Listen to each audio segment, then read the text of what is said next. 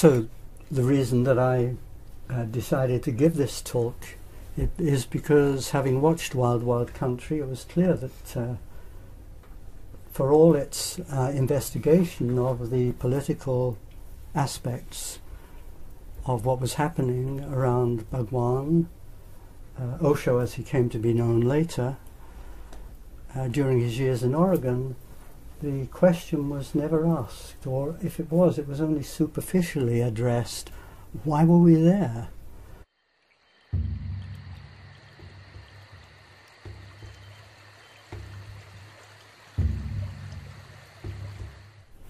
Like many of us, I grew up with my fair share of childhood wounds, of stuff I needed to work out, and a lot of the wounds that I was carrying had to do with the part that women had played in my life. I was in an orphanage from 4 years old until 9 years old. It was run by nuns, and they were really heavy. And although I felt very loved by my mother before my brother and I were put in the orphanage, those years had really had a profound and painful effect on me. And I had a lot of healing to do from them. My 20s were a time of rebellion and experimentation and exploration, during those years I was reading a lot as well, and looking for answers and trying to figure out what is the meaning of life, what is it really about.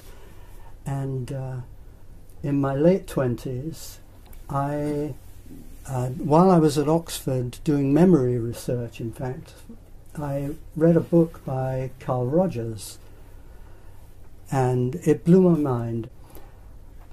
One afternoon on the beach, I had an extraordinary experience. It was an awakening. It lasted about 30 seconds, and I won't tell you the whole story now, but it was as though I was given a 30-second insight into what I'd been looking for ever since I grew up.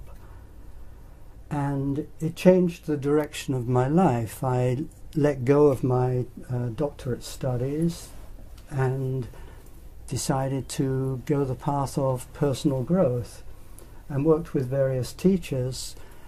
And in the early 70s, I began to lead my own workshops in London. I became one of the group leaders at a centre called Community, and by the mid-70s I was establishing myself in a minor kind of way as a group leader, a seminar leader for people who were seeking some kind of journey of personal awakening.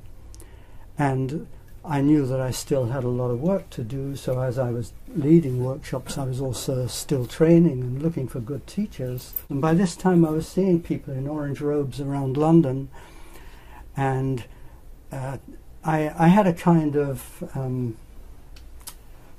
rather superior attitude towards them, that I don't know what these people are about, but I sure don't need a guru.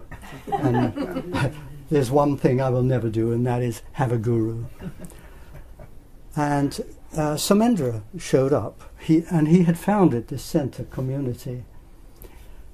And I got to know him enough to be interested in what this Orange movement was really all about. One evening, feeling still very skeptical about this whole Orange thing, I secretly took a cassette tape of Bhagwan talking, and I took it to bed with me, and on my Walkman, you remember those? I listened to it, and I was shocked and awed and devastated, because listening to this man, it was clear that he was in a different dimension from all the teachers that I had worked with. He was streets ahead of all of us. And the way he was talking, I felt totally addressed. And the thing that was devastating for me was, I know I have to go see him. And a couple of weeks later, I found myself on a plane to Pune.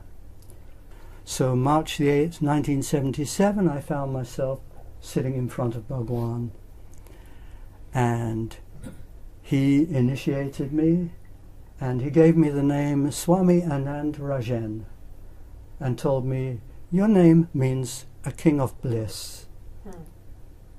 And then he had spent 20 minutes telling me how I was a beggar of misery because I had forgotten my inner kingdom and it was time to go in and reclaim it, which was all very aggravating because I was already a group leader and had a sense of some kind of self-awareness that he had just destroyed.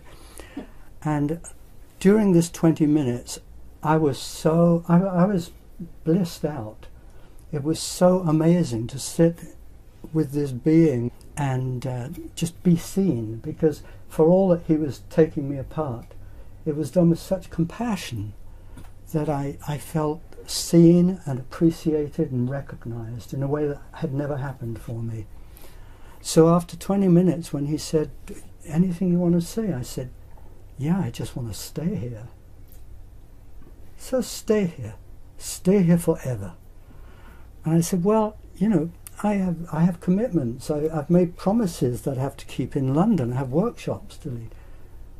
The man who made those promises is dead.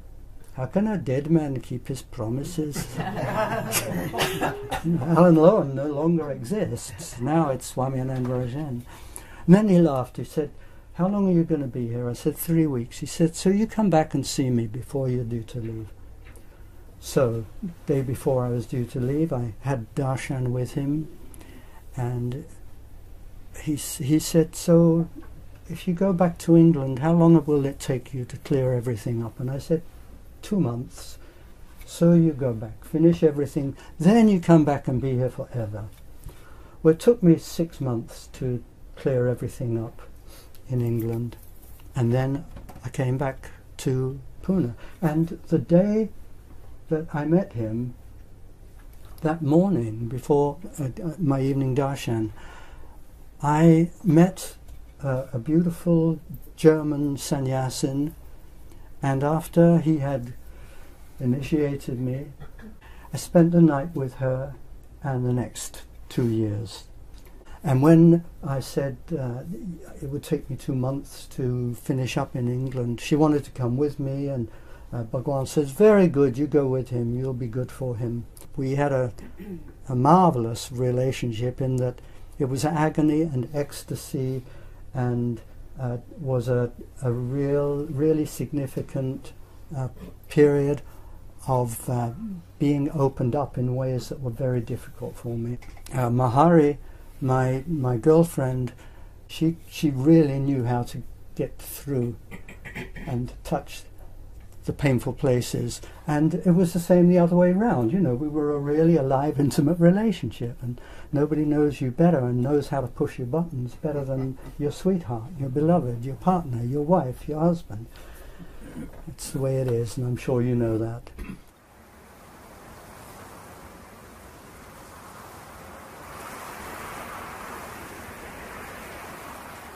In the ashram, people who were running the departments were virtually all women.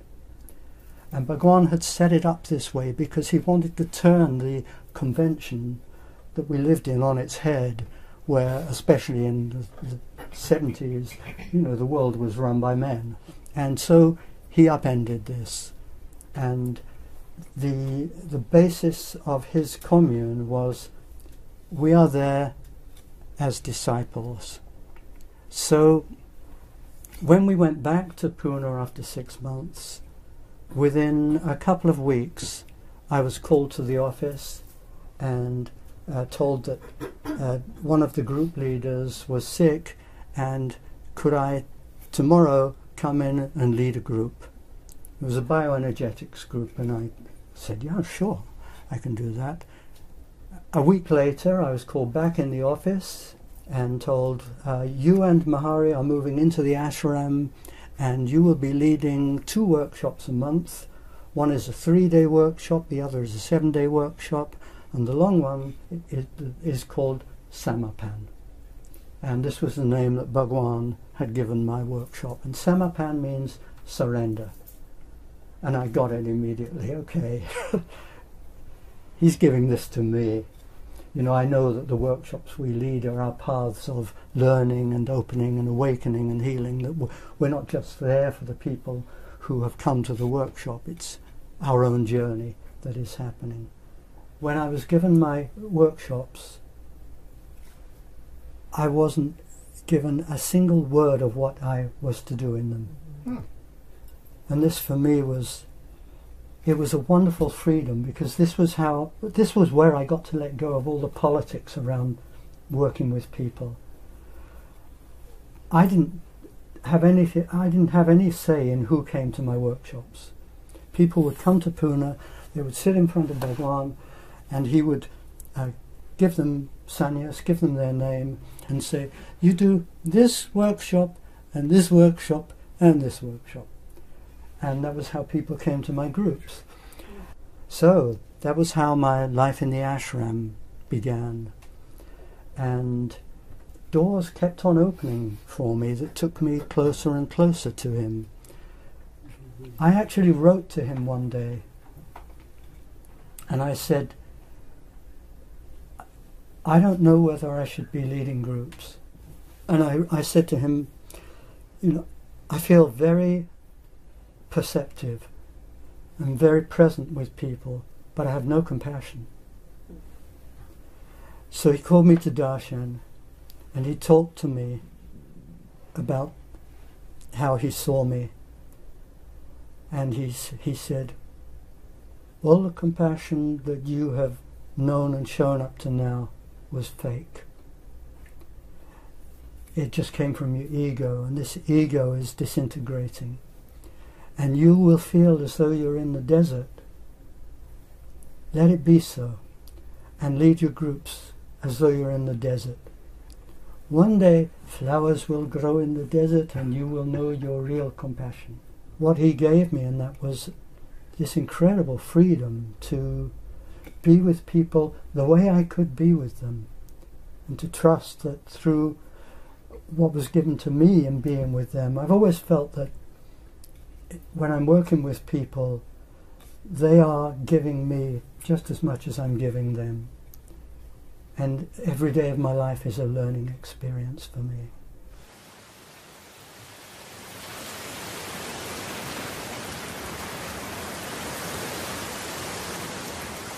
When I listened to his cassette that night in London, I was already feeling constricted by my own personality trips, even by my ego as a group leader. I could feel how I was becoming political myself, wanting to work in a way that would make sure that people came back, because they were my source of income. So I was marketing myself, and that means ego involvement. And when I went to Pune, money disappeared. The moment I moved into the ashram, I no longer earned money. I was looked after. We were given a room to live in. We were given clothes that we could choose from as long as they were red or orange. And the food was provided. And suddenly all the politics disappeared from life, because I had chosen to be a disciple. And the reason I chose it was that first meeting with him, it was clear that he could see right through my trips. And I felt not only that he was seeing me, but being in his presence, I felt carried into that same self-awareness and awareness of, in a sense of being present, that he was in. It was as though he lifted me into his own presence and gave me my presence. And so in being a disciple, I recognized that what he was inviting me and everybody else there was, let go of your personality, let go of your personality trips. You don't decide what you're doing now. If you come and live in the ashram, you are giving over your governing of your own life. And this is the disciple trip. A disciple with a master you're saying, okay, I choose to trust you, and I choose to trust you because this is a way of breaking out of my own control of my own personality.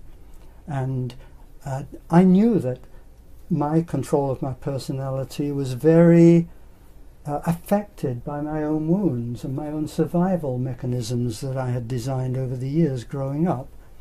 And I see this with the people I work with, and it's why I work the way I do. You know, in my work, what I'm seeking to do is to give people the opportunity to step out of their personality into the magic of being really present. And this was what Bhagwan gave us in no small way. Every morning for 2 hours he would talk and we would sit in meditation.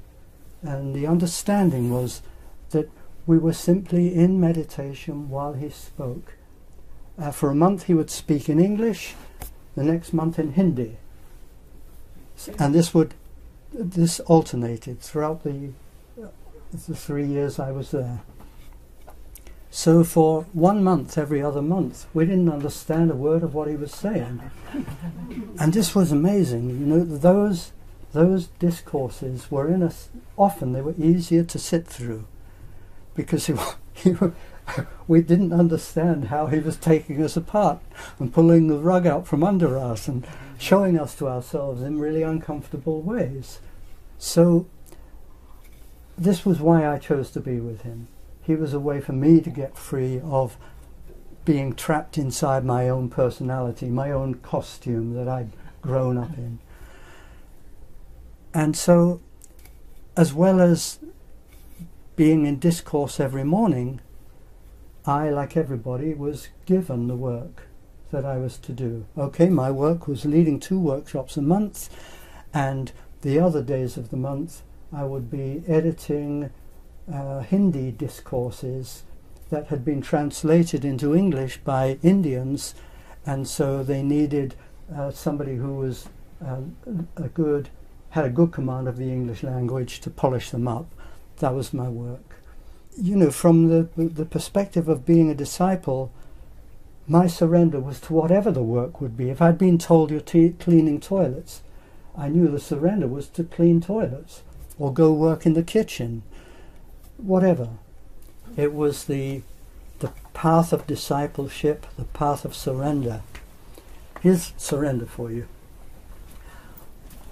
I, one evening, went to a sannyasin party, and we got chatting, a few of us, about Shakespeare, because one of my friends he'd been a professional actor, a member of the Royal Shakespeare Company, and another was very involved in theatre, and I was quite involved in theatre as well.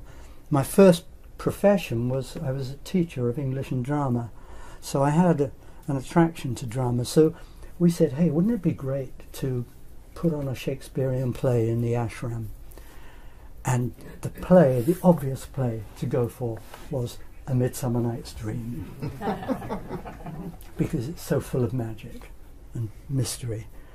And the moment we put the word out, the actors and actresses came out of the woodwork, and before any time we had the cast together and we began rehearsing, and I and one other were directing it, and it was becoming so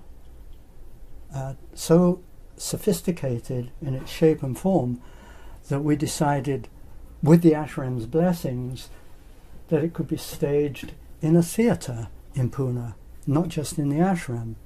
So this was very exciting for us, and there was even talk of it going to Bombay, which did eventually happen. And one morning I got asked to come to the office after discourse. Rajan, Bhagwan says you're not to play any more part in A Midsummer Night's Dream. And I was really upset, really, really upset and angry, and so broken-hearted. I went back to my room and I was sitting on my bed and I was in tears and feeling like this is so unfair, this is so unjust. My creativity, and I was the one who came up with this idea in the first place. It's not fair. And I'm sitting there chewing the carpet or chewing the mattress, and in comes Karuna, the woman who organizes all the workshops. And she looks at me and she said, "Rajan, what's the matter?" She said, "You're supposed to be leading a group." Because 10 o'clock that morning I was starting Samapan. And I turned to her and I said, I can't do it, I can't. I'm just... And she shut the door and went away. And I just stayed there and went on being devastated. 10 minutes later she came back, she walked in and she said, "I have a message for you from Bhagwan. He says, go and lead your workshop exactly the way you are right now. Surrender." And when it came from him, there wasn't anything I could do. Okay, you know, this is an invitation. And at that time I had a reputation as a really tough group leader. I was hard. You know, I've lost a lot of edges by now in my old age, but that time my nickname was the Sword. So I walk in, and they're sitting in a circle, and there's this apprehension that there always is, you know, Rajan's coming, the group's beginning. And I walked in, and I walked into the center, and I sat down, and I just went on crying. And they're, of course, totally shocked. And they all came around me and just loved me. And it changed something in me. It was another little breaking down of my ego trip of being the great Rajan, the great group leader, which I was becoming. And things like that were constantly happening. So that was the structure, and it was this structure that gave us the framework in which day after day after day we were invited and challenged to keep letting go of our trips and to simply live in the present, because this was the place that it was good to be, was in the present. And not only was it wonderful to sit with Bhagwan, but the ashram was a gathering of extraordinary men and women who were, they were all pioneers in their own way. They'd all chosen to dare to be in this disciple relationship. And as a community, we were having a wonderful time with each other. There were a lot of musicians, there were a lot of very creative people, from all walks of life, architects, lawyers, bakers, whatever, you name it, they were there. And what Bhagwan was giving us was a community, or a commune in fact, in which we were invited to live as totally as possible, as we dared, and to live always in the present.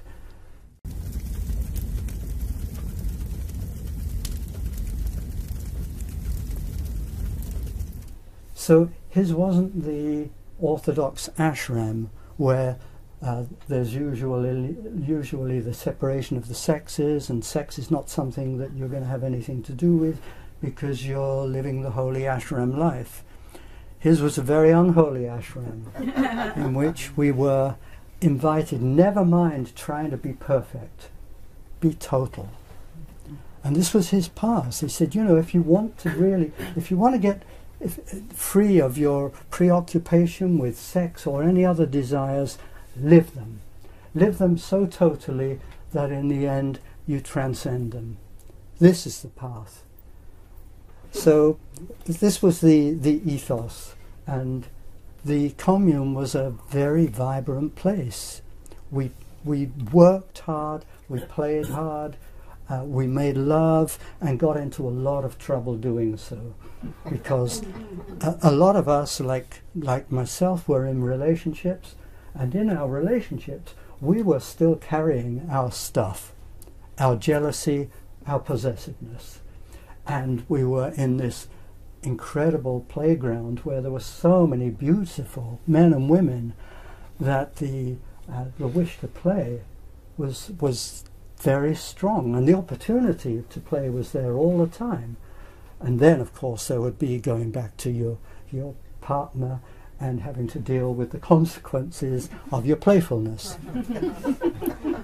And Bhagwan was guiding us in ways that really threw the textbooks away.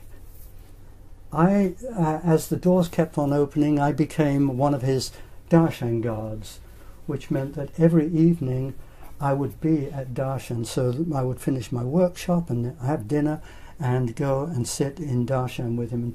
And in the morning, everybody would come to the discourses, so there would be 2,000-3,000 people sitting there. The darshans in the evening, people were invited to come to darshan. They would write and ask, and people arriving and taking sannyas would come, people leaving would come, and people who had questions and issues would come. And then there were the guards who were there all the time. Being a guard, my karate was never very good. That wasn't the point. This was really just a device on his part, so we didn't get too egotistical about being invited to be with him every day. One evening I'm sitting there in darshan, and a couple have been invited to come to darshan because they're having problems in their relationship. And so they sit in front of Bhagwan, and the woman tells him how she's completely, she doesn't know what to do. She's in profound distress because her man is playing with so many women in the commune, and she feels that it's really destroying their relationship and their intimacy, and she doesn't know what to do. And Bhagwan sits there, and he turns to the man and he says, "This is no way to be looking after your intimacy. You have to bring your love to your woman. And yes, you can see all the beautiful women that you could be with, but you are in an intimate relationship. Be there with her. Live your relationship just with her." And she's happy. And, you know, everything he says immediately goes out through the commune, so everybody gets the message, oh my God, it's wrong. We're not supposed to be playing around with everybody or feeling bad that we can't. We're supposed to feel good that we're only with our partner. And the next evening, another couple come. Same issue. Exactly the same. They've come to darshan because she's having trouble not knowing how to deal with her man wanting to be so playful. So Bhagwan turns to the woman. He says, "Why are you so upset?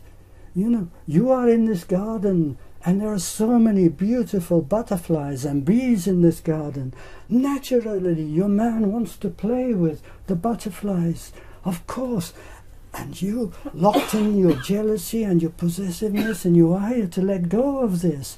And if you love him, you let him be. What is love? Love is letting be. So if you love your man, you let him be, you let him play. And when it is upsetting for you, that is the time to love yourself in your upset, so that you can grow through this and grow into freedom." And this goes out into the commune. And so it was, you know, everything he said, he would say the opposite of, and it was like constantly pulling the rug out from under us.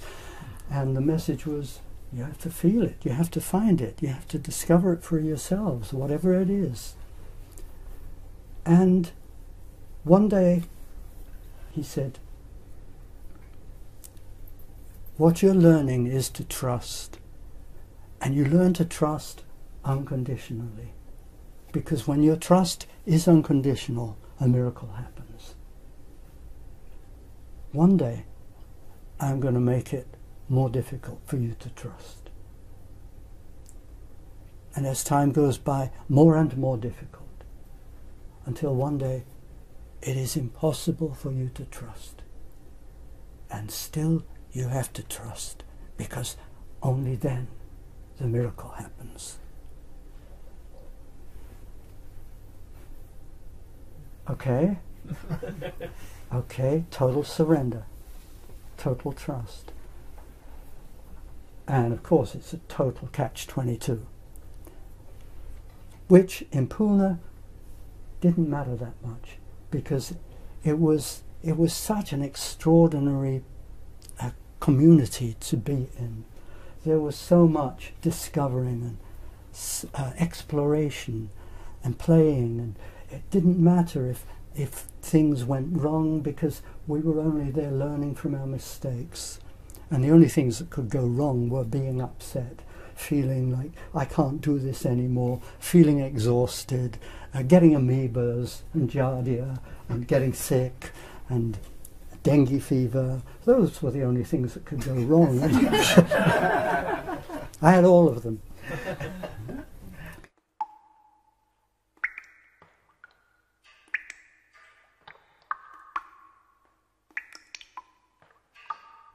Being with him, it is so hard to put into words what it was to be with him. Eventually there came a time when I wouldn't always be in darshan. Sometimes I would be guarding his personal door in the residence behind the hall where the darshans were held, and I would stand there with my karate staff, and he would come out from his room and he would namaste to me, and then he would go down the passage and into Chuang-Tzu Hall, and darshan would happen. And by this time, darshan was changing. It wasn't just answering questions. The musicians were playing. There was a certain point where all the lights would go out and people would be around Bhagwan, the women he had chosen to help him give his energy darshans. I actually received the first energy darshan he ever gave.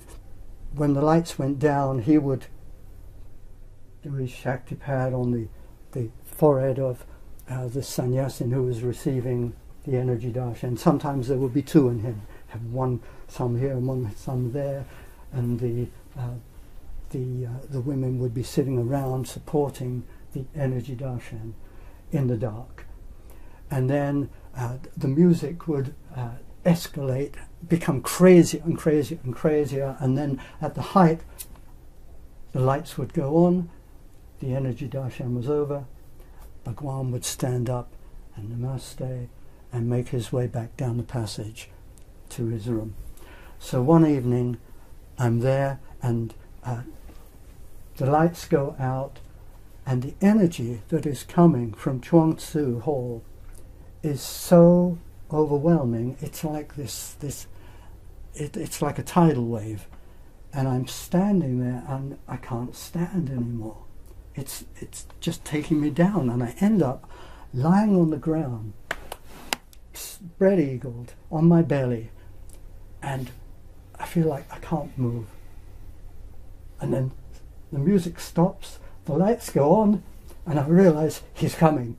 And I manage to drag myself up to my feet, and I stand there and I namaste to him, and he never says anything, but this evening he stops and he looks at me and he says, "Rajen, you look as though you have seen the Holy Ghost." And I felt like I had been overwhelmed by the Holy Ghost.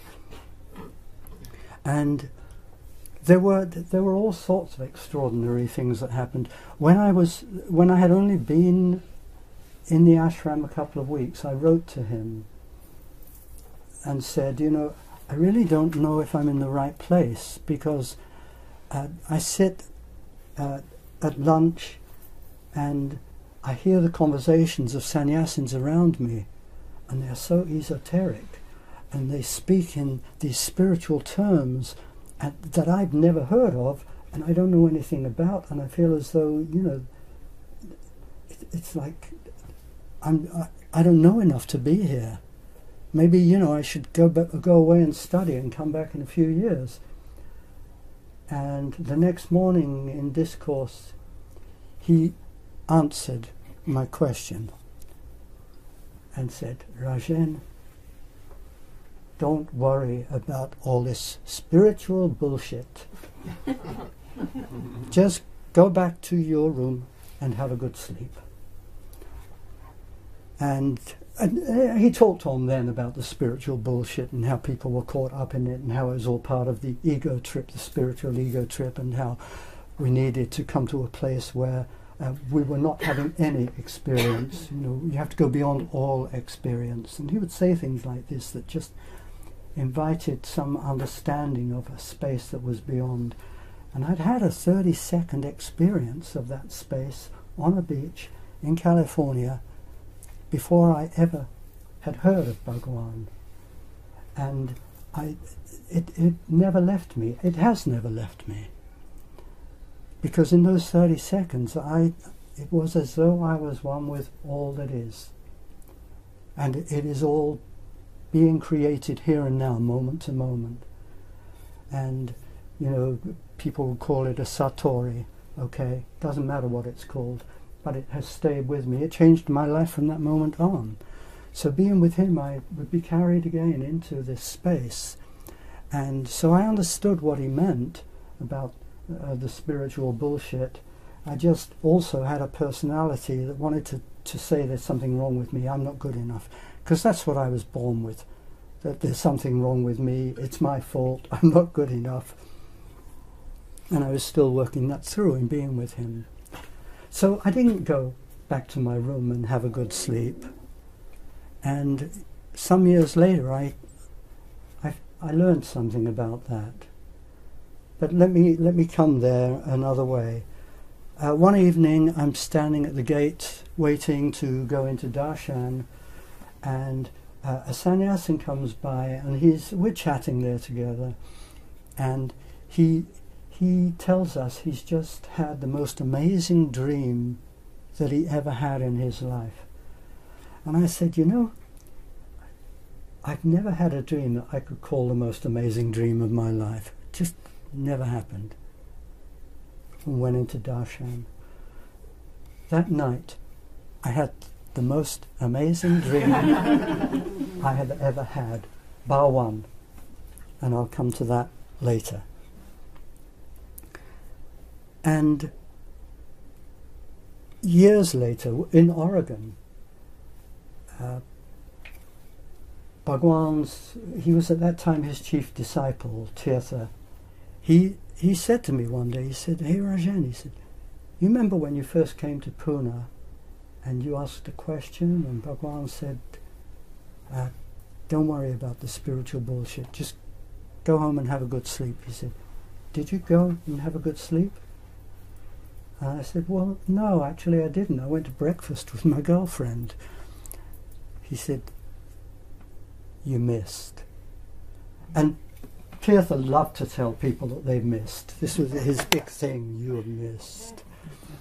But I had to recognize I had wondered during those intervening years, because it was as though something happened during our sleep. It was as though Bhagwan used our sleeping time to work with us in really mysterious ways that went beyond logic and comprehension. And people had many stories.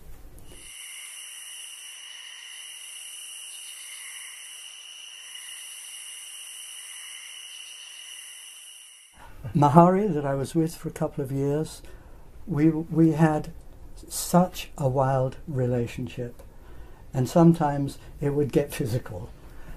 And one morning we were so fighting each other, and she was screaming at me and clawing me, and they heard the sound of her screaming in the discourse in Buddha Hall. So after discourse, sure enough, one of the office women comes to us, and she says, "I have a message for you from Bhagwan." He says, "You are to stop the fighting. Your bodies belong to me." Okay. what does that mean? But it was clear the fighting has to stop. But it didn't stop, and we went on, you know, and it was all about jealousy and possessiveness and being attracted to others, until one day Mahari had had enough of it, and she went to the office and said, you know, I can't be with Rajan anymore. Within 2 hours, the working sannyasins who were looking after accommodations had come in and moved me to another room.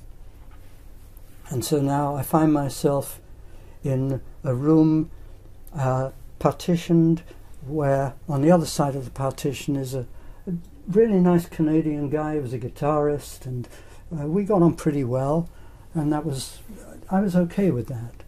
By this time, I'd been there a couple of years by now. Somehow, whether it came from Bhagwan or Schüler did not like group leaders, and she gave us always a really hard time. But anyway, it was as though it had been decided the time has come to turn the screws a bit, to push Rajan.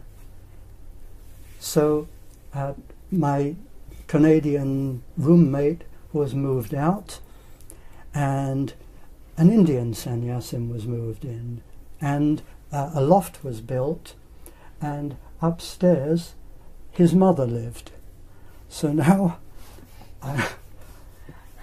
okay, surrender. It was just so weird, and also it was clear that they're pushing me. How far does my surrender go? And then, by this time I was with a beautiful new French lady who didn't live in the ashram, and a point came, as happened for all the people who were not living in the ashram, where she needed to go back to the West. She didn't have the means to finance herself unless she was moved into the ashram, and I wanted her to come and live in the ashram with me, and asked, and no, this doesn't happen, Rajan. It's not time for Pramada to come and live in the ashram. So she left and went back to Europe, and I'm there now eating my heart out and feeling more and more ill, until the day comes that I feel like I can't be here anymore. I have to go back to the West. And so I wrote to Bhagwan and said, you know, I can't be here. I need to go back to the West. And at that time, my stepfather died. I didn't have a great relationship with my stepfather, but it felt like a godsend. And the message came back from Bhagwan, let the dead bury the dead, and let go of this urge to go back to the West. So surrender, another surrender. And I felt myself getting more and more sick. My weight, I was down to about 120 pounds by now. And I felt like if I go on being here, I'm going to die. And I'm really missing my girlfriend. So some time went by, and I wrote to him again. And this time he said, go with my blessings. I thought, oh, thank you. So I went back to Europe. And within months of my leaving, the word came out that the Pune ashram was closing, and Bhagwan was moving to Oregon. And at first, no, he came to New York, and he was living in I can't remember exactly where it was. It was called the Castle, anyway.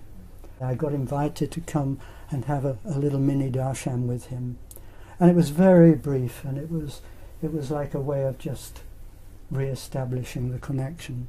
By this time, I'd made a lot of money, because now, living back in Europe, I was leading workshops in all the ashrams and the communes around Europe, doing the rounds, and making a lot of money. And I didn't really know what to do with it. And one day I got a phone call from one of the women around Bhagwan, who was one of his main fundraisers. Her name was Sushila. Rajan, you got any money? I said, yeah, I have. how much? So I told her how much. Send it to Oregon. We need it. Do I mean it? And this was big, you know. Do I really mean it? And I felt like, yeah, I do. I have to mean it. You know, my just because I needed to go back to the West doesn't mean that, you know, my journey is over. So I kept a small amount and sent the rest. And a couple of weeks later, I got a message, Rajan, we want you to go and live in the ashram in the Mojave Desert behind LA. It's called Gitam, and the main group leaders are gathering there because this is where all the workshops are going to happen until the infrastructure has been built in this magnificent new ranch that has been found in the high desert in Oregon. Okay, so I went to Gitam. When I first arrived there, there was a big event to celebrate the fact that Rajan has come. And so I did a big event in my royal way. You know, Rajan means a king, okay? And I had a certain regal flair to the way I did things in those days. And the director of Gitam was one of my dearest friends. His name was Amitabh, and he was somewhat older than me, a brilliant therapist. And he died a few years ago. And he was like he was always there somehow on the lookout for me. I felt very cared for by him. And when I had done my event in Gitam with lots of hoo-ha and music and happening, and I left the hall where the event had happened, and Amitabh walked down the path with me. He put his arm around me. He said, Rajan, there's something I have to say to you. You're not as special as you think you are.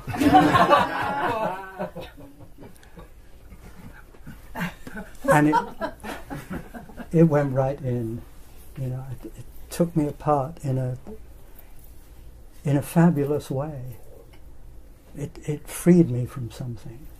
And I saw the whole special trip that I had grown into, being Swami and Rajan, the King of Bliss. And that was another opening on this path of waking up and being present and being happy to just be. So, I was a year at Gitam. By then, many people had been called up to live on the ranch, and after about a year, my time came. So now, suddenly, I was put on a bus to come up to Oregon, and I entered the ranch.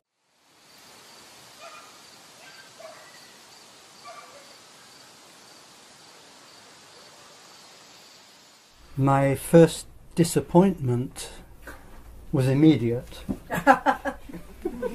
and it was somehow I imagined that by now I would have my own room.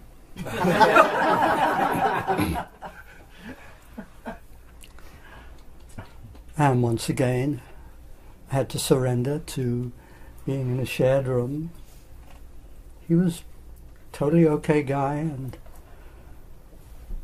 I was put to work painting the rooms that would become the group rooms. And after a week, I decided I'm out of here. Bhagwan was in total seclusion, except for that darshan. Actually, it was New Jersey, the castle. Except for that darshan where he gave me a cowboy hat.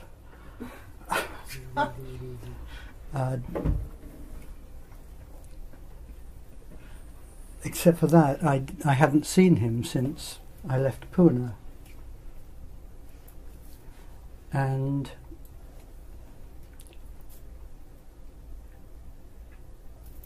I just didn't like the way it felt on the ranch from the very beginning.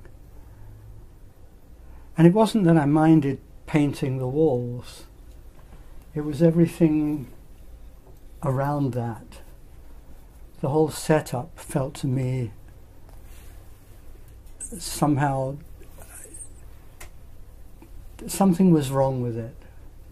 And I didn't know what, and I knew, I'm here as a sannyasin. This is my surrender. But where I had come to was, okay, I can be a sannyasin, but I don't have to live in this commune. And so I left. I went back to Europe, and I spent the next 3 months living with my girlfriend, my French girlfriend, on the island of Ibiza, having a wonderful, wonderful time. And I would leave the island to go lead groups in sannyasin centers around Europe, and come back to the island and go on having a wonderful time. And after 3 months I went to Stockholm, Sweden, to lead a group. And I had a kind of epiphany. Somewhere in the middle of the group, it came to me just really intensely, you're not finished with the commune. You have to go back. So I flew back to Ibiza. My girlfriend picked me up at the airport, and halfway across, driving back across the island to where we lived, I told her, I'm going back to Oregon. She flipped out. She was very, very upset. And I was upset at leaving her, but I knew I'm not finished with this. I have to, I don't know why, I don't like the place, and I know that I have to be there. I have to see it through. So I went back. Sure enough, I was put into a little A-frame with an Indian. I didn't know why Sheila had this thing about putting me in places with Indians. I knew that going back I would be punished, because this always happened. If you left and came back, then you had to go through your time of atonement for having left. So I wasn't leading groups. I was to go to the kitchen, and the kitchen was notorious. It was run by a woman called Diksha, who, much as I have come to love her in the years since, at that time she was a classic bitch and ruled the kitchen with a rod of iron.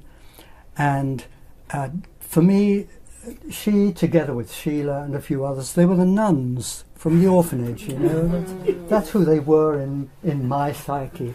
And I'd seen that for a long time, and just felt like, okay, this is another reason why it's important for me to be here, to kind of somehow get free of the stuff that I carry in me about the nuns.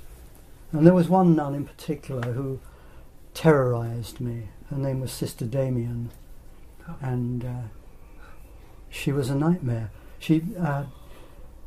You can read about her in my first book if it ever comes out. She really, when I saw the movie One Flew Over the Cuckoo's Nest, she was Nurse Ratched to a T. So, yeah, I took it for granted that I would go through the mill again. And I'd only been working in the kitchen for 3-4 days when Diksha called all the kitchen staff together and said, I need somebody to run the tea tent down in the middle of Rajneeshpuram. And it was cold, it was winter, nobody wanted to do it, and I stuck up my hand. Yes, I want to do it. And it got me out of the kitchen, and I was on my own in my tea tent, and I could bring in my boombox and play my music, and I loved it. And I spent some very happy months running the tea house for the construction workers around the ranch. And when I wasn't running the tea house, I was a bus driver. We had bought a whole convoy of yellow school buses, and these were how everybody travelled around the ranch, except for the privileged ones with cars. And I just settled into the routine, and after a while was told it's time for you to lead groups again. And by this time the ranch was really evolving. It now had its own hotel and a new magnificent Buddha hall and its own airport and plane and boutiques and restaurant, and it was turning into a little city. And the move was afoot to incorporate the city, and it was clear there was a lot of political stuff going on. It was important that I and the other group leaders knew as little about the politics as possible, because we were working with people who were coming to the ranch anew to discover Bhagwan, and to many of whom became sannyasins. A lot of people became sannyasins after doing a group with me or the other group leaders. And so Schüler wanted us to be kind of kept innocently in the dark about the whole political thing that was going on, so that we could work very directly with people without having to get into discussions. We didn't know what was going on. And I didn't particularly want to know. There was Jesus Grove, where Schüler ran her whole trip with a team of women, and Bhagwan began to appear once a day in a magnificently airbrushed Rolls Royce that would drive through the ranch and out onto the Oregon country roads, and we would all line up and namaste him as he drove by, and he would drive by slowly, and so we would get to see our master once a day. And the this lunchtime meditation, momentary meditation with Bhagwan, was the high point of the day. And there was a lot of music, and he would, every now and then he would stop and somebody would get a little special blessing from him, and then he would drive out onto the country roads and do whatever he did on the country roads in Oregon, and then come back, and we would all namaste as he drove by again. And gradually the number of Rolls Royces increased and increased. Each one would be airbrushed with a different design, so that there were, for example, one was the Max Escher geese that turn into waves, another was just flames, another was like a Paul Klee painting or a Cubist painting, and they were fabulous, and they accumulated and would be parked in this big area outside his residence that was up on a hill in the middle of the ranch. And I was being regularly sent out to lead workshops as well as leading them on the ranch. I would be sent to towns and cities around the States and to different countries in Europe, all of it as a means to bring more and more money onto the ranch. And of course people wondered, where on earth are all these Rolls Royces coming from? And when it was all over, in fact, I had a chat with Bhagwan's accountant, the ashram accountant, who was a good friend of mine, and she said, well, whenever the ranch is going broke, I go to Bhagwan and I tell him, Bhagwan, we're going bankrupt. And he says, buy me another Rolls Royce. And it worked, because in order to buy him another Rolls Royce, the word had to go out to the fat cats, to the Hollywood crowd, and the sannyasins who were mega rich. And they would pour money in, and in the end there were 92 Rolls Royces parked outside his house. They were sold off to a Texan when it was all over, who died shortly after.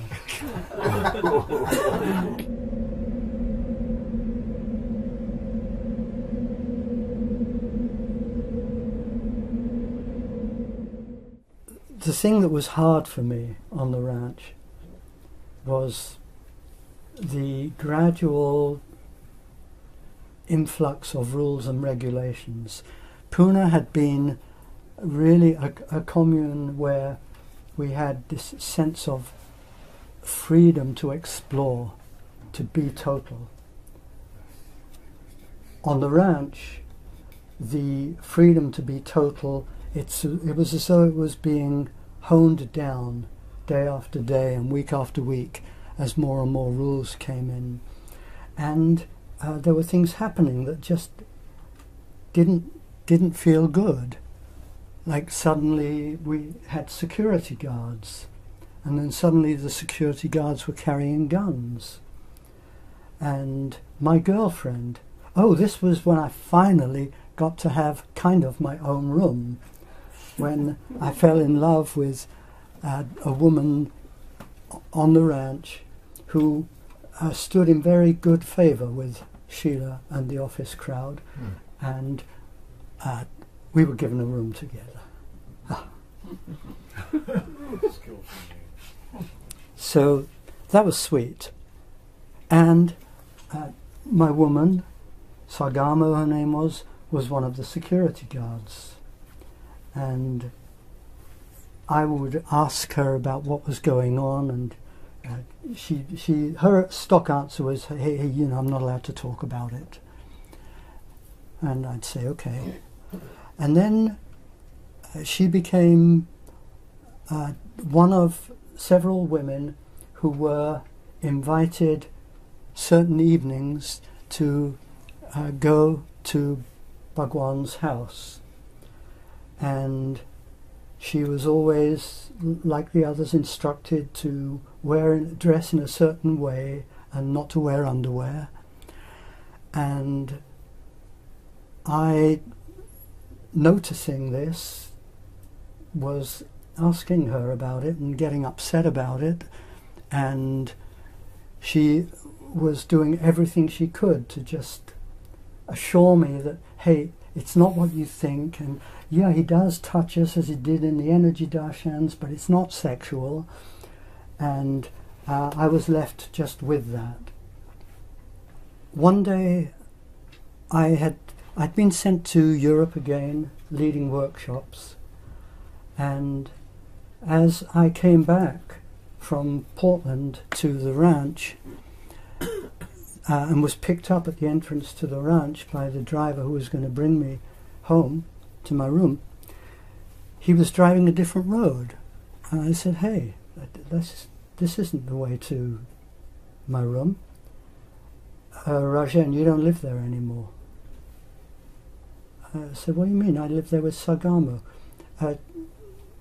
She's not with you anymore, and your belongings have been moved to another room.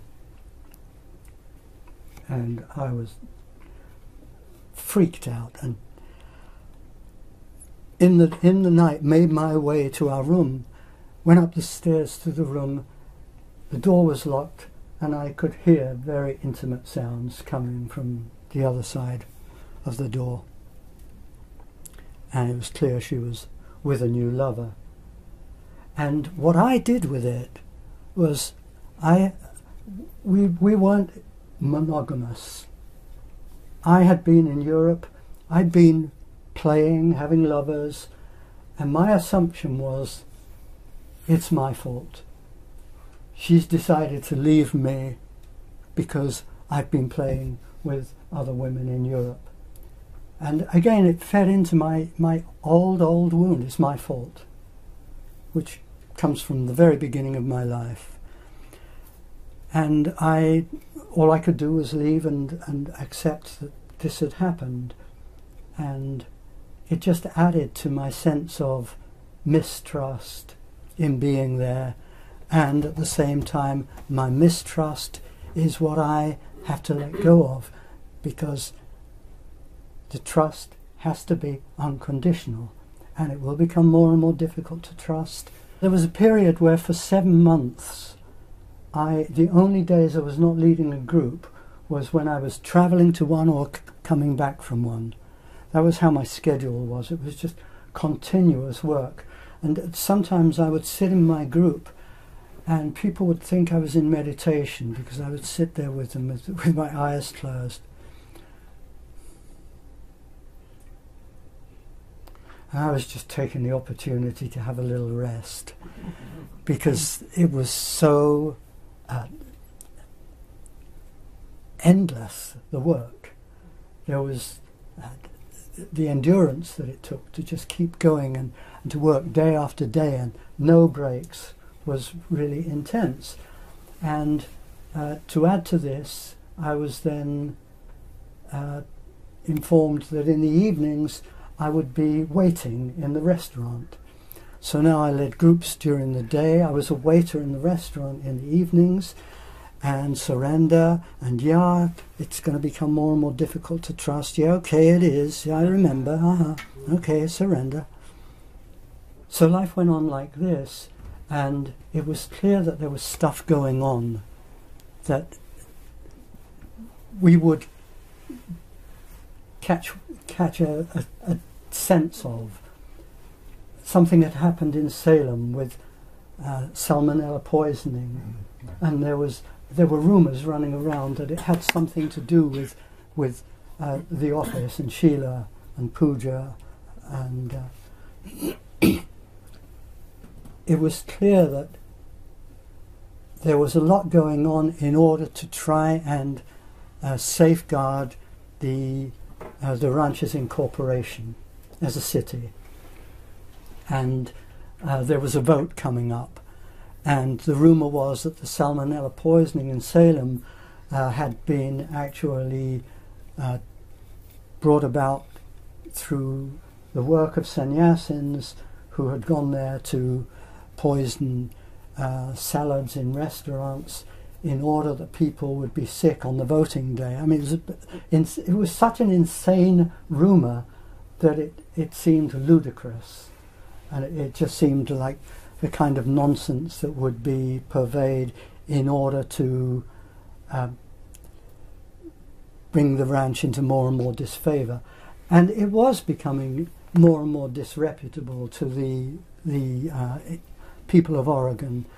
And I couldn't help feeling that this was no fault on the part of the people of Oregon. This was something that was actually being pushed by the way that Schüler and the people around her were conducting their politics. Because the little that I did get to see of it, when the whole ranch would be called together and Schüler would talk about what was going on with Oregon and incorporation and voting rights and so on, and how against us they were, the animosity, the hostility, and above all the aggressiveness that she came over with just spoke louder than anything she said to the contrary. And gradually the rules, as I say, they came in more and more. One day we were told you're not allowed to walk in the hills, and Sargamo told me, well, you know, there are rifle ranges out there, and I guess they don't want anybody to get hurt.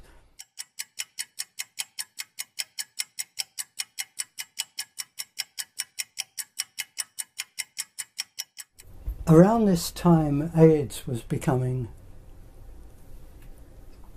the major issue that it became in the 80s. And the instruction came that from now on we were always to wear condoms and rubber gloves, and if we engaged in oral sex, we should use something to lie between our mouth and sex.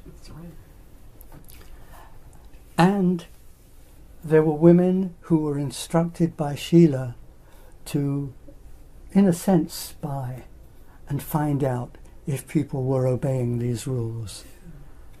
And if we left the ranch and had sex with anybody, in order to make sure that HIV didn't infect anybody on the ranch, we would wear an orange bead on our mala. And this orange bead would let everybody know that we were untouchable for the next 22 days, long enough for us to have an HIV test and be declared HIV negative, and we could then play again. And of course, there were people who were HIV positive on the ranch.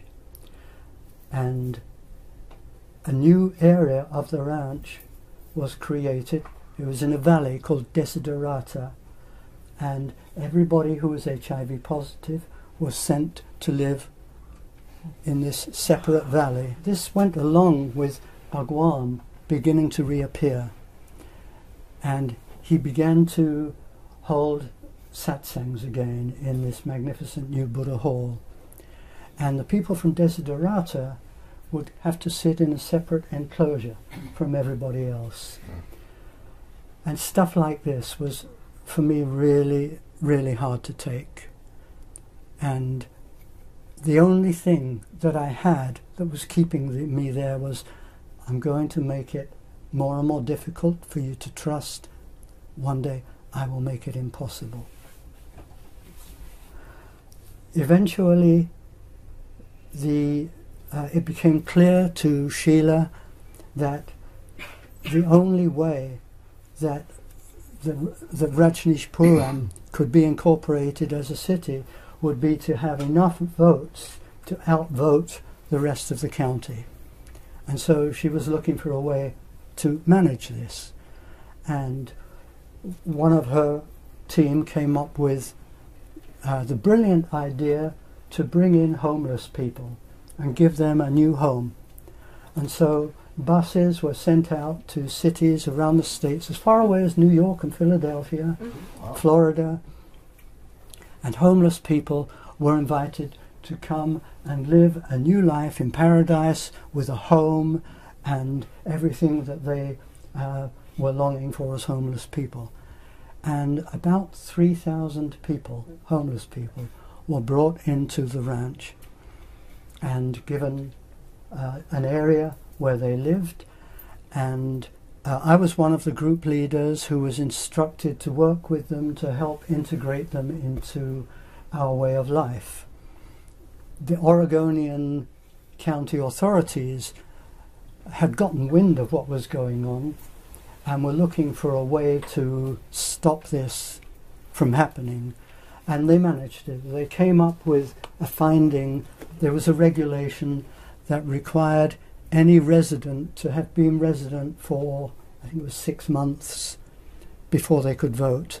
And this was way less than 6 months that the street people had been brought in. And so the whole thing fell apart. And within a very short time, these homeless people disappeared. They were bussed out again. And it is true that during the weeks that they were living on the ranch, life became very different. They had, as you can imagine, countless personality problems and issues, many of them manifesting in hostile ways or ways that were self-destructive and potentially destructive to others. So that it was difficult. It was a difficult time, and I didn't know how much their leaving was to do with this is a failed experiment, but I didn't, deep down it was like, this is wrong. This is so wrong.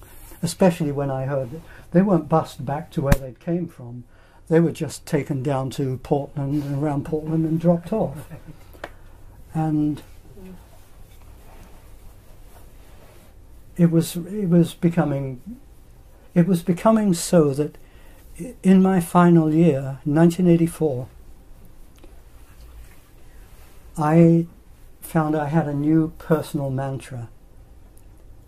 And my personal private mantra was, how much longer? How much longer?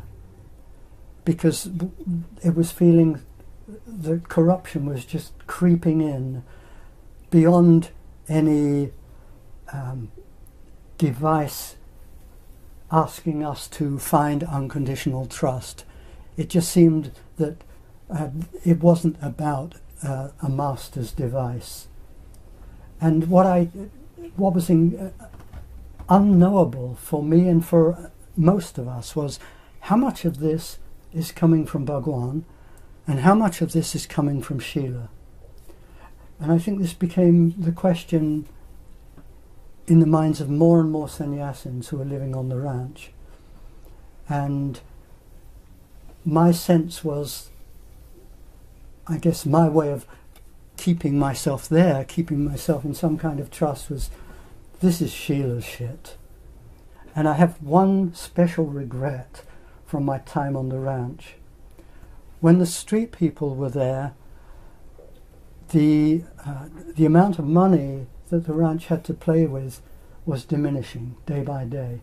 And it came to a point where we were asked to live on very meagre food rations. So the breakfast, for example, became a peanut butter sandwich. And one morning, for some reason or other, I had to go down to Jesus Grove, where Schüler had her enclave.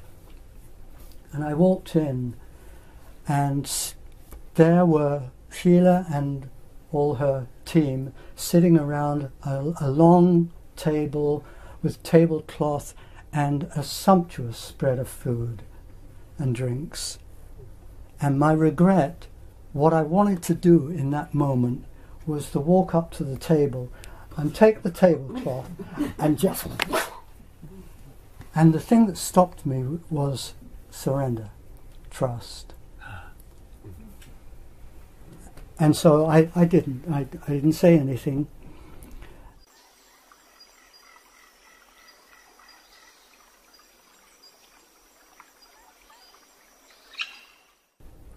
One morning I had a dental appointment. We had our own dentist on the ranch, and I had a filling, and after the appointment I decided to walk back to Rajneesh International Meditation University, which is where all the groups were held. It was a long walk, and I was taking the opportunity to feel a bit of freedom through just having a long walk through the ranch. And a question popped into my head. If I could have one thing in my life right now, what would it be? And what came was to sit with him again. This was all I wanted, to sit with my master again. A week, maybe less, maybe days later, I'm in my workshop. I'm sitting in the group room with a group. There's a knock on the door. One of the women from Schüler's office pokes her head in and says, "Rajan." I stepped out and she said, "Be at Jesus Grove at 6 o'clock this evening, freshly bathed and no fragrances." And I knew what this meant from my Pune days, because Bhagwan was very allergic to all kinds of things, including all kinds of fragrances and scents. And so whenever we went to darshan, and when we went to discourse, we had to bathe without using any fragrances at all. So, of course, just knowing that I had been invited was everything. So at 6 o'clock I arrive at Jesus Grove, and 20 of us are driven up to Bhagwan's residence. And we are shown into a room not much bigger than this. And there are cushions set, and we sit down, and he comes in. And he's wearing the simple robes that he used to wear in Pune, none of this fancy regalia, just this simple white robe. And he stands and namastes to us and sits in his chair. And I remember when he began talking, his voice was so quiet. And he began to talk about the rose. And to tell us how the rose has no regard for how perfect it is. That it is its perfectly imperfect self. And from this, he went on to talk about enlightenment and how we're all so busy trying to get enlightened and trying to find our way to the impossible, and how simple enlightenment really is. And the fact is, some of us are already enlightened. And then he begins to name some of the 20 people sitting in front of him. 21st, who couldn't be there, was my friend Amitabh. He was named as one of the enlightened. And 8 people were named enlightened. I wasn't one of them. And then Bhagwan turned his eyes to me and said, "Ah, and I forgot Rajen. So now I'm declared enlightened." And we were instructed at the end of this gathering to not say a word, so this was to be kept totally secret. By next morning, it was all over the ranch. It wasn't just all over the ranch. Messages were coming from every sannyasin ashram around the world. It all went out like wildfire. And it was, I didn't know what to do with it. There were people who would come up to me and bow and touch my feet. There were other people who would come up to me and almost spit in my face. "What, you Rajen enlightened? Who are you kidding? What's going on? This is just bullshit." And I just did not know what to do with it, except not do anything with it. My mind said, I remember Bhagwan saying that when you're enlightened, you no longer dream. I dream. And I couldn't get past that. That was all I could have to do with it. 2 days later, again, I'm in my group working, knock on the door, "Rajen, be at Jesus Grove this evening at 6 o'clock, bathed, no sense." This time 36 of us are brought to his residence. And this time Bhagwan talks to us about leaving his body, and that he will leave his body in summer at one of the celebrations, and he's instructing us on what our roles will be, what our functions will be on the ranch after he leaves his body, and very specific instructions too about his funeral pyre and who is to carry it, and that it's to be made of sandalwood and so on and so forth. And he gives us titles, and my title is Sambuddha Swami Anandarajan. By this time I've also been given an honorary doctorate, so I am now an Acharya as well. So my full title is Sambuddha Swami Anandarajan Acharya DPhil. And he tells me and the other Sambuddhas in the room that our function is to look after the spiritual well-being of sannyasins. And then there are 2 other categories. One is bodhisattvas, and they have a very practical function. They're like the new office that will be after he leaves his body. The third one I don't remember. After I was declared enlightened, I got really tired of leading groups. I really had enough of it, and I wanted out. And I kept going to the office and saying, "Look, all I want to do is work in the construction crew."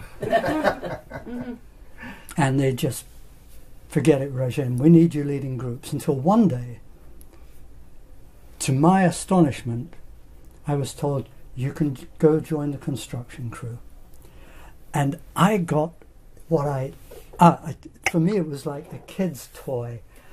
I got to be the driver of a huge machine. It was a huge forklift truck working on the building sites. And I was in heaven, because I love driving. And even though this didn't drive fast, it was a buzz to work with all its possibilities on very uneven ground. It's totally my scene. I loved it. And I didn't want to go back to group leading. I was fine. I could live on the ranch until whenever. Didn't have to go out and leave. And the thing that was most precious about it was the group leaders were always kind of regarded as somewhat separate from the guys who were building houses, cooking meals, farming, ranching, and so on. And I now felt really integrated with the community. And then came the day that the message came, Rajen, that's the end of that. You have to go back to group leading now. And I was so pissed off. And I went to the office and I was really upset about it. And I said, made it clear, I do not want to lead groups again. All I want to do is work in construction and just really be a part of the community. And Pratima, the woman I was saying this to, said, Rajen, I thought you were enlightened. And I said, Pratima, I tried it and I didn't like it. And that is kind of how I feel about enlightenment. The less it is set up, the better. And I think that the enlightened people around the world don't make a song and dance of it. It's something you just sense about them.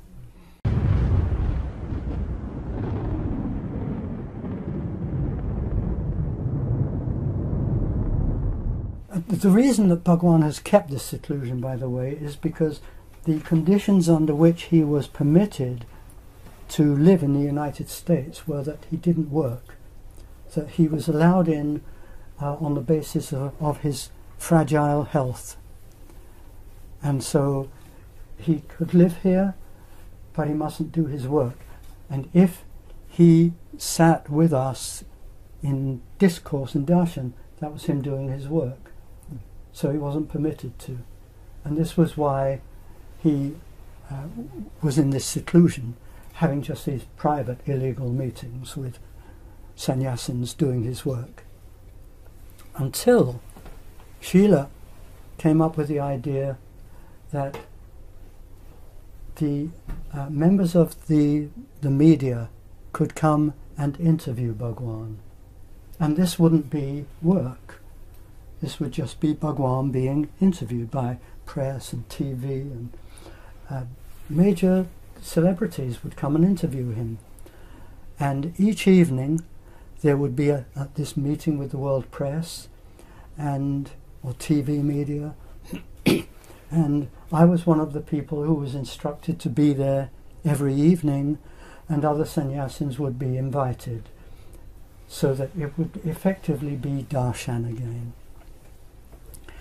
And these evenings became very strange happenings.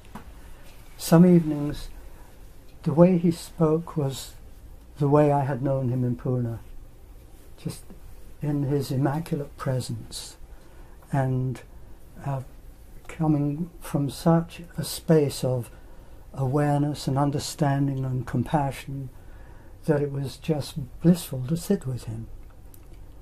And other evenings, he was political and judgmental and accusing, and as it seemed to me sometimes, deceitful. And I found this extremely difficult to be with. And my mantra was really playing up, how much longer, how much longer, how much longer. Yeah, as I say, I was constantly being sent out to lead workshops around the world by now. I was on the ranch when it happened, when suddenly we were all informed that Schüler has left. Apparently Schüler and the women around her had taken off in a plane and overnight, and it seemed that the feds were coming in to make arrests the atmosphere in the ranch the next day was joyous. It seemed to be the beginning of a new era in the life of the ranch. And Bhagwan started to talk about Schüler and what she'd done and how much corruption she had brought into the ranch. And one of the things he said was, Schüler has been bugging the rooms of people in the ashram, including mine, and she is listening in and recording what people are saying. It was true. There were bugging devices in a lot of people's rooms, including the room where Sargamo and I had lived together. Sargamo came to me and apologized. And she said, you know, the reason that she threw me out was because our room was bugged, and Sheila, listening in on the conversations going on between Sargamo and I, decided that it was too dangerous for Sargamo, a security guard and somebody who was in on a lot of things in the office, and I to be together. And so Sargamo was told, you know, it's just, you can't be with this guy.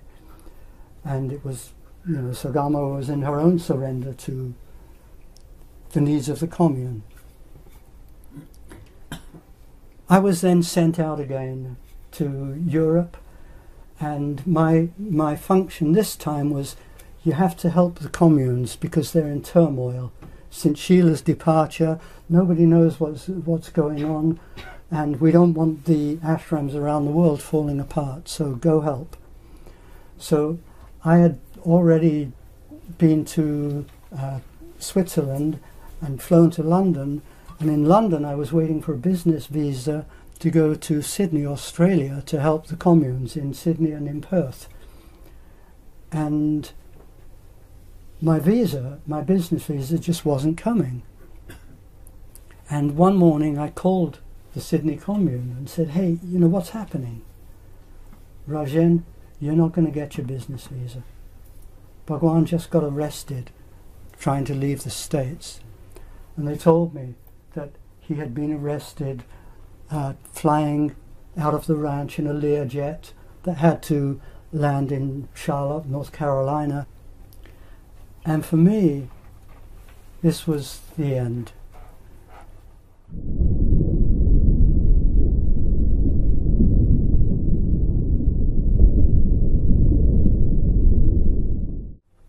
I was leading a group one day on the ranch, and somebody asked me, if the feds did come in to bust the ranch, what would Bhagwan do? And I said, he wouldn't do anything. He'd just sit up on the hill and laugh, because that was my sense of him. And so, in London, how it was for me was, he's run away. He's split because the feds are coming in. I don't have to do this anymore. It wasn't that easy. I went back to bed and I cried because it was like the breaking of everything. And after a couple of hours, I sat up and I looked to the walls of this room, and there was nobody else there. And I said, oh my God, I'm leaving.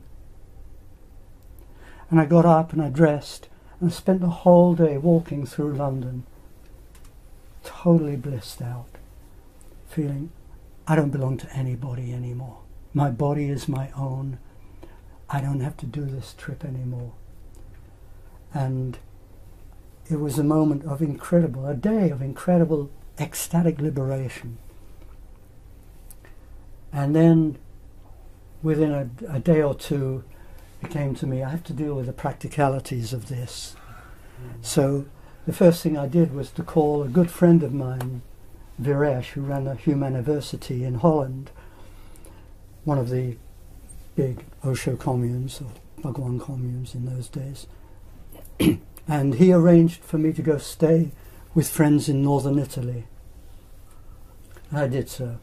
I went and stayed there, just asking myself, do I really mean this? And it was hard to mean it all the way through because of all that I would be letting go of.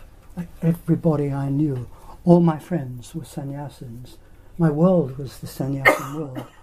And to see that I would be letting go of it into something that I had nothing out there.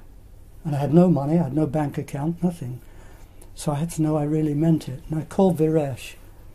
Well, he called me and he said, "Hey Rajan, they're looking for you. The people on the ranch want to know where you are." And he said, "Why don't you come hang out here for a while?" So I made my way up to the Human University and hung out with Viresh and his crew for a couple of weeks. And then I called the ranch and said, "I want you to know that I'm leaving. I'm just going to come back to collect my things." So within days I flew back to Portland. I had my ticket, of course, because that was part of what I was given. Whenever I went travelling, I had my tickets there and back, plus $100 emergency money, and I had to return that when I came back, unless I could justify the use of any of it for any emergency. So I came back to the ranch. I arrived in the evening, and that evening the message went round to everybody. The ranch is bankrupt, and in Buddha Hall the next morning we were told, "You have 3 days to be out of here." I was kind of awed with the magic of it, for me personally, that all my friends would be out there as well. Great.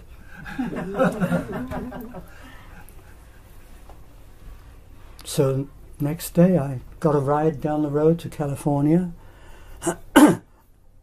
and I was still Rajan and went to see Amitabh.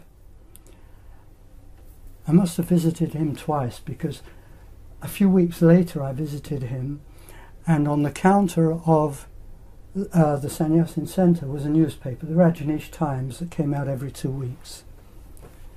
And the front headline was the excommunication of Rajan, Amitabh, Tirtha, and 3 or 4 other of the top group leaders. And we were excommunicated because each of us was choosing to go our own way. It wasn't that we were saying we're not sannyasins, it was that we were saying we're not part of this commune anymore.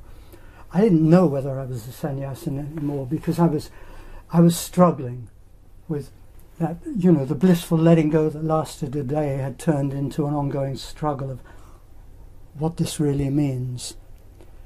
Meanwhile, Bhagwan was now on what was euphemistically called his world tour, which meant he was going from one country to another looking for asylum and getting kicked out of each one until he was compelled to go back to India. And there began Pune too.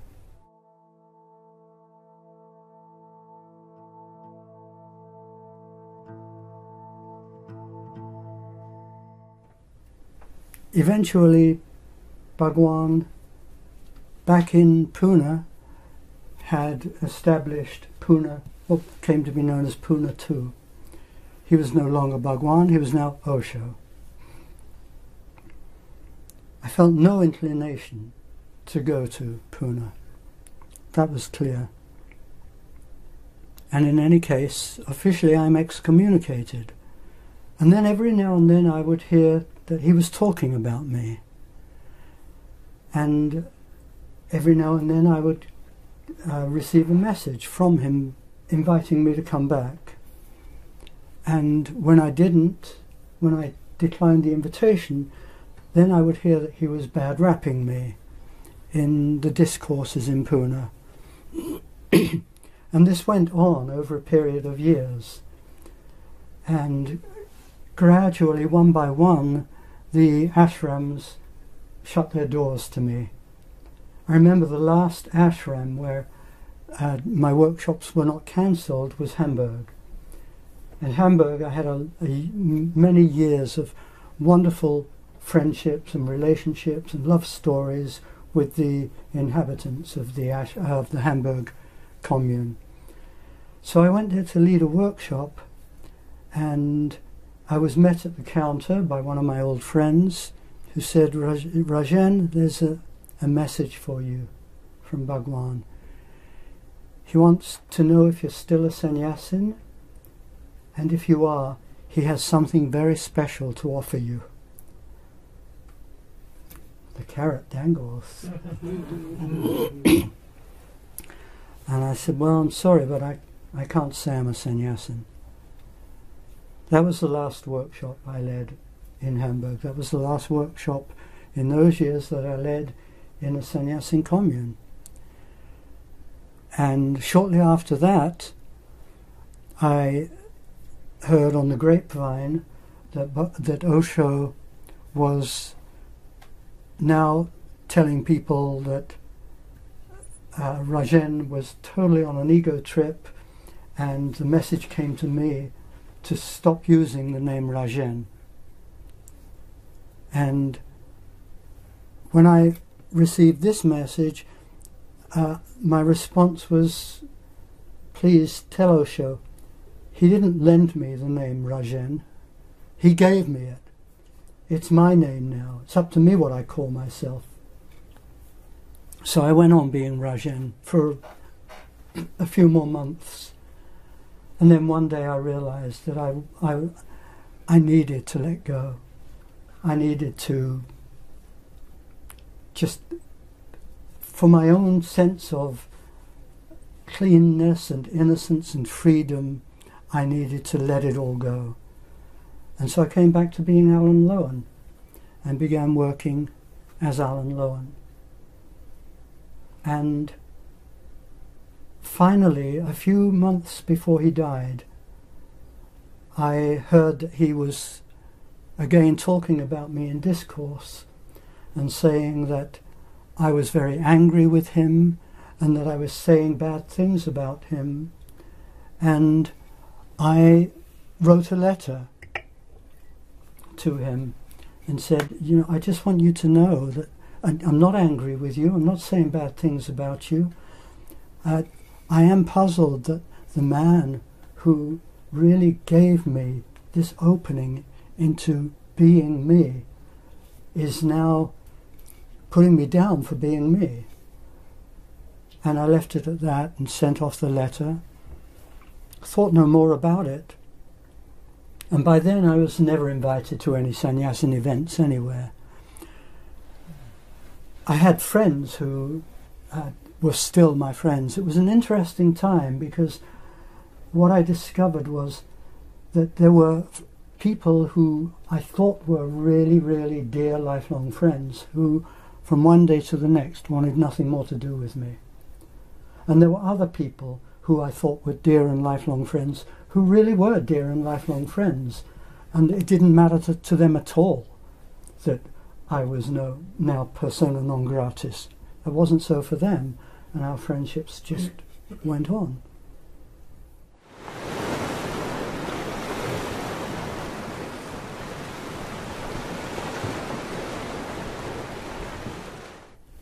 I was on Maui, living on Maui by now, 1990.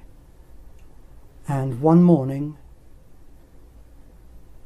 January 1990, I got a phone call from a friend on the island, a sannyasin. And she said, "Hey Rajen," and she called me Rajen, "Osho has left his body and we're all meeting. We're having a meditation in a house on the island, and you're welcome, you're invited." And I was very touched to be invited and astonished by the news, because he wasn't that old. And I went. Sitting in meditation there, many old friends, musicians playing, and a beautiful, beautiful vibe that was it carried the essence of what we really honoured in having been with him. The presence, the compassion, the love, the vision, the mystical. And I'm sitting there in meditation, and suddenly I remember my letter.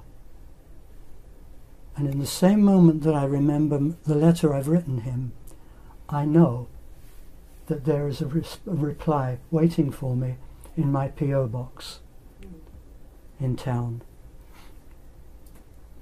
And I quietly get up, I leave the house, I drive into Paia, I go to my P.O. box, I'm not even wondering. I open it, and there's the letter from Hassia, his secretary. He never wrote anything himself, he always dictated it. Osho wants you to know that everything's good and you're always welcome. And I was so blown away by this that I decided I have to go to Pune, because so many people from all over the world were congregating to be where the Master had left his body. You know, these days around after a person has died, you may have experienced it yourselves, they're very rich days. It's a very rich time. So we had a good reason to be going there. So I was leading a group on the island the following weekend. 10 days after that, I was starting a 1-month vacation workshop in Mexico, down in the Yucatan Peninsula, and I arranged a plane ticket from Honolulu to Bombay on the Sunday evening after my group ended, and from there I would fly direct to Cancun, and I would get into my workshop just a few hours late. I then discovered that I needed a visa to go to India, which had never been the case in the old days of Pune 1, when anybody who was British was totally welcome in India with just a British passport. So I called the Indian consulate in San Francisco and was told, yes, if you send it by express with an express envelope inside, we will get it back to you by Thursday. This was Monday. Great. Thursday it doesn't come. Friday I'm on the phone all day long. Saturday morning I call again and somebody answers. And I say, you know, I'm calling you because you're supposed to have sent my passport with my visa. I'm due to fly to India on Sunday evening. Yes, yes, your passport is sitting on the counter here in front of me. I said, what do you mean you're supposed to have sent it? Yes, yes, but you did not put the right money in. I said, you told me to put in $15. $15 for American passport. $45 British passport. I couldn't go.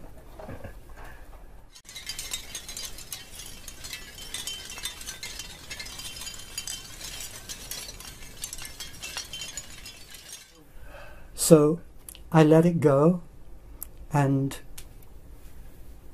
10 days after that I flew to Cancun and made my way down to the Yucatan Peninsula. And one night we're sleeping, living in thatched cottages on the beach, on this beautiful sandy beach. I'm asleep in my hammock in my thatched cottage, and I have a dream that is more than a dream. It's like a vision. I'm asleep in a room halfway up a high tower, and the door opens and Osho comes in, and I sit up and he stands at the foot of my bed and he tells me to continue his work. And then he turns and he leaves. And I get up and I follow him out of the room.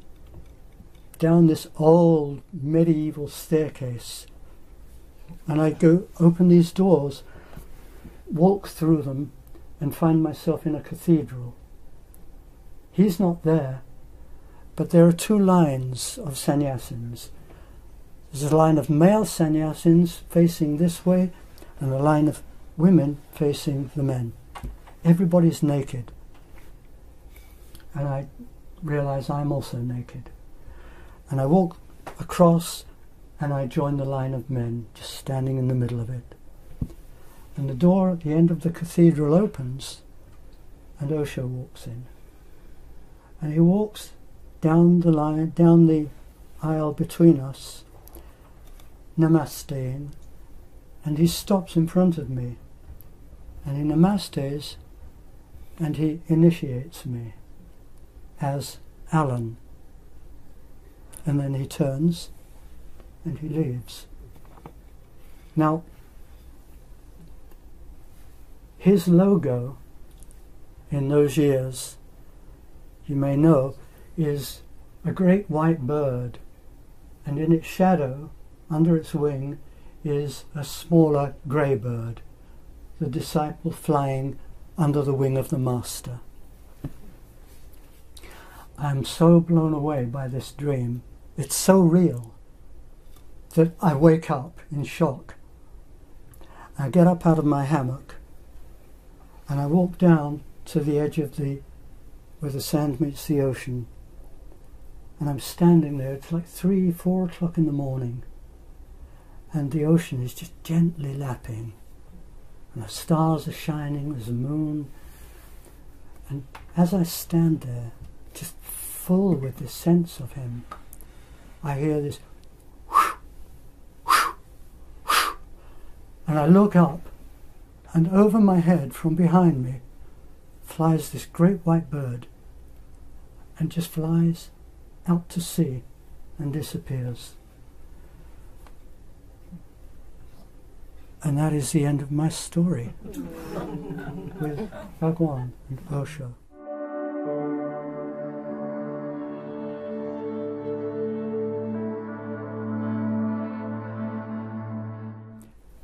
And what to make of the dark stuff, I don't know. What I live with is an eternal gratitude for what I lived with him and in his communities, in his communes, his ashrams. What I learned with him and his sannyasins. And I cannot feel anything but gratitude for what he gave me. And who he was remains for me an eternal enigma. I see this enlightened being. I see this Indian man with his falling in love with what he finds in the West, with the Rolexes and the Rolls Royces and the wonderful robes and the hoopla, and about the stuff that went on in the ranch and how it all went so bad, and how much was him and how much was Schüler. Honestly, I don't know. I just know what I lived with him.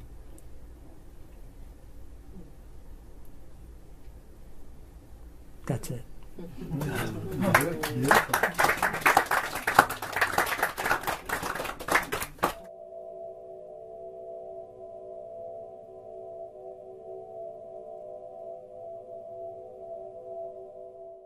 I visited Rajneeshpuram in spring of '83. Just friends. I was at the University of Oregon, and we were like, let's go see what's going on in Antelope. All right. And so we went, and it was very... What was strange to me was that it was really clear that the kids were told not to interact with us. Like, children would stay away. Like, we would go say hi to someone and they would just be like gone. It felt very...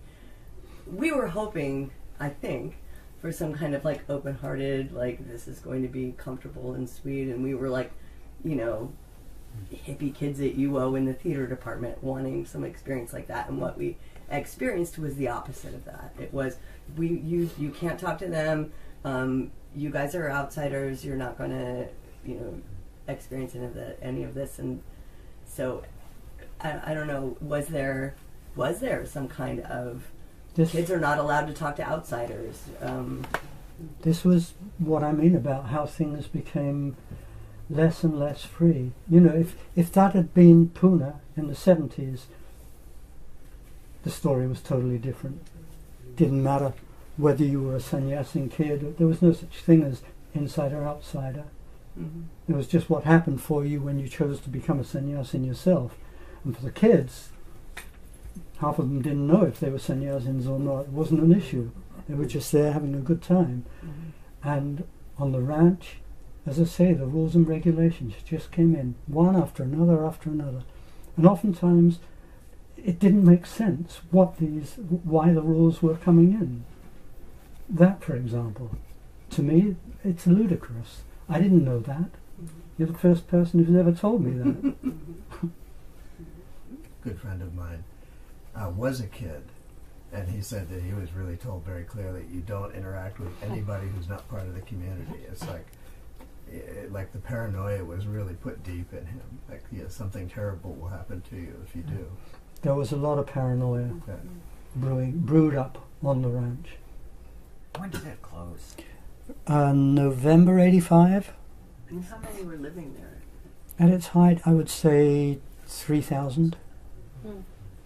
But many, many more there on any given day, because there were so many people coming from all over the world and staying to do workshops and meditations, and especially when the festivals happened, of course.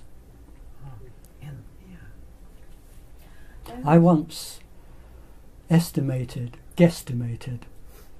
that directly I earned for the ashram between $6 and $10 million, and indirectly 10 times that amount, from the mega rich who came to my workshops, got turned on to Bhagwan, became sannyasins, and donated. Like, been to quite a few of your workshops over the years, of the particular rituals that you do, how many of them came almost directly from what you were doing with Bhagwan, and how many were like bringing up from the outside? I was already leading groups before I became a sannyasin, and I always designed my own workshops. At the same time, you know, I know that there's something that comes from me, from being with him, that has nothing to do with this or that process or meditation. Did it ever raise flags for a lot of people, or for you, just even the Rolls Royces? I mean, did people ever question it? I think all of us questioned. And it really is catch-22. You know, okay, so what is he doing, buying all these Rolls Royces? I could rationalize it, and did, by saying he's just showing us our own materialism and the absurdity of it in the most absurd way, because he did love the absurd. And you know, it reminded me too of George Gurdjieff, who was one of the great mystics of the early and mid-20th century, who had his own ashram, if you like, in France. It was called the Priory. And in the Priory, he had people, for example, build incredible structures and then tear them down. It was absurd. And the meaning you don't find in any kind of logic.